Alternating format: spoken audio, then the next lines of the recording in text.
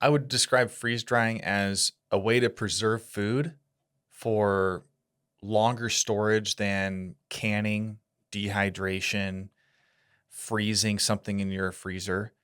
But for the common person, freeze drying has really opened the door for new ways to snack on something because a freeze dryer preserves a lot of the nutrients, the highest level. In fact, it's close to 97%. You just lose certain amounts of moisture through the water in it. But freeze drying can give a new taste, texture. It can be applied in different ways. People use it a lot for things that can spoil really quickly, especially if you're using it for home. Because in a home freeze dryer, if you have chickens, if you're on a small farm and you have goats or you butcher a cow, whatever you're doing, you can actually freeze dry your own eggs, and just by adding water to your skillet with your freeze dried egg powder, now you have fresh eggs. And we saw the egg prices earlier this year go up, skyrocketing.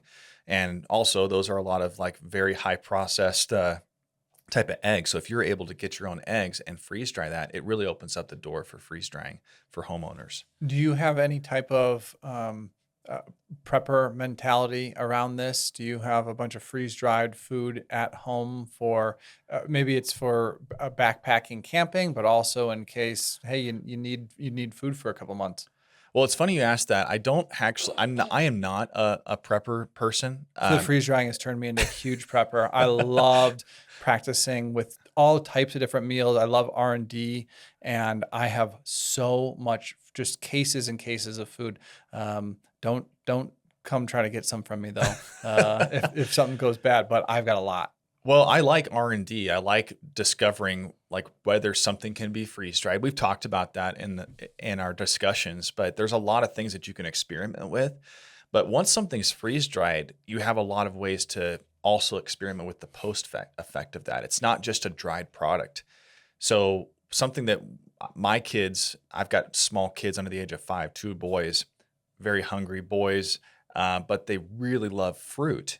Well, if they don't eat that fruit within 2 to 3 days, it can spoil if you're not buying it at the right time.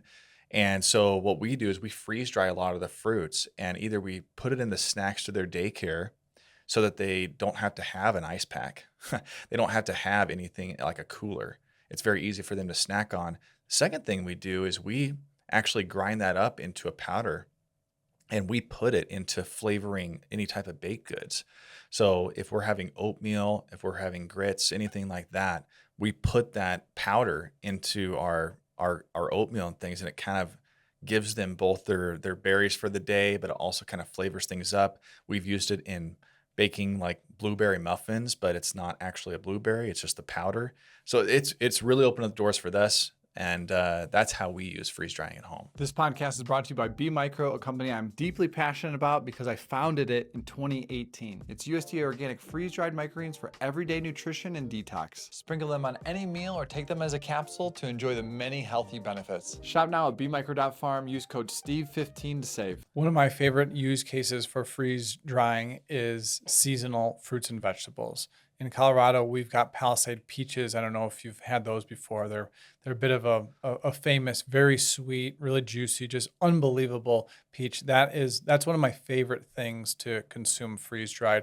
Give to anyone. I've powdered it, made it as just like chips, and everyone. It's a major wow factor. Yeah.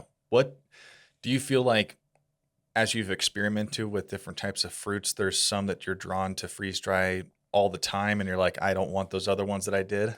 Yeah, I'd say the one that I don't like as much is like a banana. I feel like that's really chalky, and it's maybe depends on how thinly you slice it. A banana for me is probably on the lower end of interest.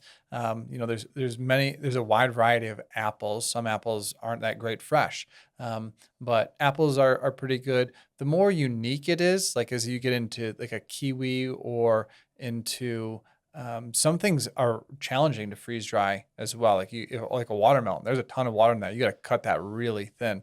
But for me, local, just seasonal produce, the peaches is number one for me.